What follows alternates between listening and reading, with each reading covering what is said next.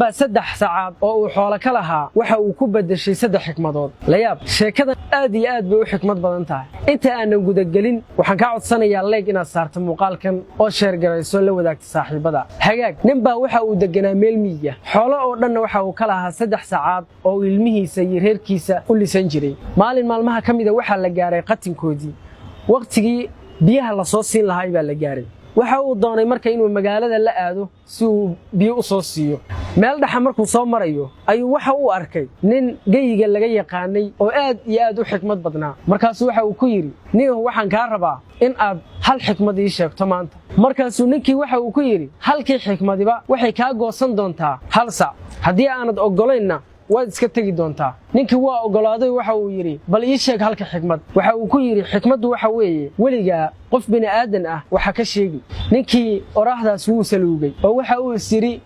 intan yartaahi wax macno weyn ma sameynayso waxa uu yiri dhageyso tani ima qancina mid kale ii sheeg markaas waxa uu yiri hadii aad rabto inaad mid kale ku sheego waa in aad mid kale bixisaa sac kale yacni waa inaad dhiibtaa waxa uu yiri waa ogolahay ii sheeg tii kale uu sheego waxa uu ku yiri waliga amaana lagu dhiibtay hadayeen iyadiina caadi bay la noqotay oo wuu saluugay oo waxa uu isiri bal tanina kuma cuntantee mid saddexaad buu ka dalbaday oo waxa uu yiri bal niyahow mid saddexaad ii sheeg waxa uu yiri tan saddexaadna sac kale ay ka maran doontaa waxa uu yiri waa ogolahay sicii saddexaad buu bixiyay markaas waxa uu yiri waliga meel khayr lagu wada ka tagi inta markuu yiri xoolihiina laga qaatay ayuu iska soo bax waxa uu yiri bal nin magaalada u socday baad ahayde ku soo quuso magaaladana waxa jira nin maamulkeeda haysta oo qasri weyn ku leemeesh qasriga weynna gadaashiisa waxa ku taala beer aad u weyn maalinkii dalxiis baa loo aadaaway qurux badan tahay habeenkiina wax aan heybtooda la garaneyn ayaa ka qayliya habeen kastana waardiya loo saaraa waardiye kasta ee loo saara meeshaasna subaxii asagoo meyd ah ayaa la soo qaadaa ninkan oo marka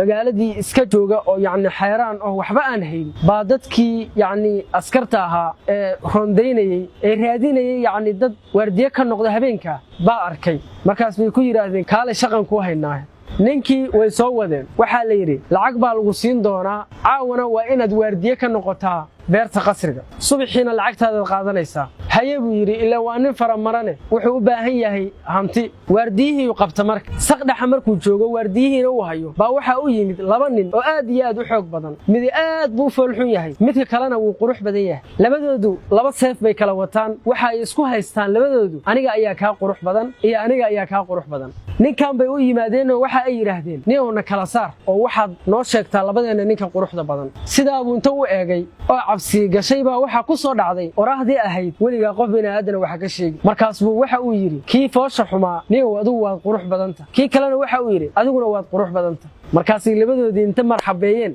ayay ka tageen ayaga oo qanacsan ninkii sida ayuu ku badbaaday ileen habeen kasta dadka waxa leen jiray oo dili jiray waxa uu ahaa ninka foosha xun oo ay dadkan yiraahdaan waad fool xunta subaxii ayaa iyadoo naxash la wado baalkan lagu qaado meydka baa iridii laga soo galiyay ninkan waxa laga filanayay inuu meyd yahay oo uu dhintay xalana uu badbaaday waa uu yaabay marka dadkii naxashka wadana waa yaabeen oo waxay yiraahdeen niyo sideed ku badbaad arrinkiiba uga sheekeeyay marka iyo sidoo ku badbaaday nimankan markay dhageysteen waxay u arkeen inuu yahay nin karaamo badan oo xikmad badan ninkii meesha ka talinayay ayay u geeyeen dadka madaxdaana way jecel yihiin dadka karaamada iyo xikmadda leh waxay yiraahdeen ninkan waa nin cajiib ah ninkii arrinkii uu uga qisooday waa uu soo dhaweystay waxa uu yiri la taliye dhow baan ka dhiganayaa la taliye uu ahaa maalinkii dambe ninkii maamulka haystay waxa uu damcay in uu safro markaas waxa uu yiri hebelow waan safri rabaa oo waxaan rabaa inaan meelo kala aado adiga ayaan maamulka qasriga iyo yacni qoyska kugu ogahay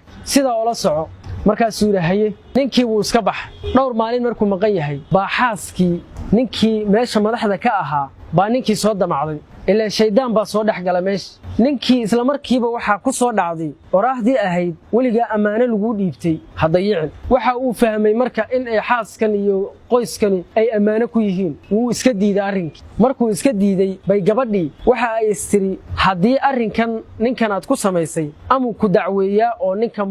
madaxda ka ahaa meesha markuu yimaado ku sheegaa ninkii markuu yimid oo uu safarkii ka soo laabtay bay uga hormartay ninkeedii bay waxay ku tiri ninka hebel oo aad meesha nooga tagtay oo aan u maleynaysay inuu nin aamin yahay inuu igu soo xadgudbo ayuu isku dayay marka waxaan kaa rabaa ninkaas inaad gabigiisba ka takhalusto oo aad disho ninkii uu ka walwalay madaxda ahaa waxa uu siri ninkan aaminka badan yacni wanaagga badan aad ku taqaanay ma dili kartid waxa uu ku yiri anigu uma bareeri karo inaan ninkaas dilee bal adigu kaarta keen waxa ay ku tiri aniga ayaa kaarta keenaya waxaan samaynaynaa ciidanka meel hebla noo jooga baan waxaan faraynaa saacad hebla waqtigu markuu waqtiga yahay qofkii idin yimaada madaxa ka gooya asagana waqtigaas ayaan waxaan u dhiibaynaa alaab oo ciidankaas ayaan ugu dhiibaynaa ninkii wuu ogolaaday oo waxa uu yiri hay waan ogolahay arrinkii buu sameeyay waxa uu yiri guutadii meesha uu ku ogaay buu inta la hadlay wuxuu yiri waqti hebel qofkii idin yimaada madaxa ka jara ninkiina alaab baa loogu dhiibay waxa la yiri meel hebla geey uu soo baxay ninkii soo socday meel dhex markuu soo marayo ayuu waxa uu arkay meel muxaadaro lagu qabanayo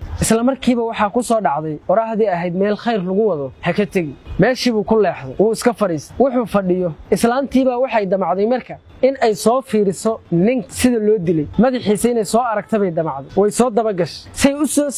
soo socotay ninkii ileen wuu ka baaqsado meeshii waqtigii ma gaarinba meel khayr lagu wado fariistay bay ayadii dhexda ka soo gashay ciidankii waa waqtigii ay ku beegneed qofkii idin yimaado madaxa ka gooyay maxay sameeyeen raggii meesha gabadhii bay soo qabteen madaxa ka jareen cabbaar kadib buu markuu wanaagiisii soo dhammaystay buu meeshii tagay alaabtii buu geeyey kadibna waxa uu arkay gabadhii madaxa laga jaray marka ninkaasi qoraahdii koobaad ee uu saca ku bedeshay waxa uu uga badbaaday dil tii labaad ayadana waxa uu uga badbaaday macsi saca labaad uu ku bedeshay tii saddexaadna iyadana dil buu uga badbaaday haddaba waxaa jira oraahyo marka yacni lagu oranayo caadi kula ah hase yeeshee macno weyn samaynaya waxaan isku ognahay in aan wax la dhayalsan waxaan rajaynayaa inaad wax badan ka fahanteen haddii aad halkan nala soo gaartay like saar muuqaalka sheer garay maasanid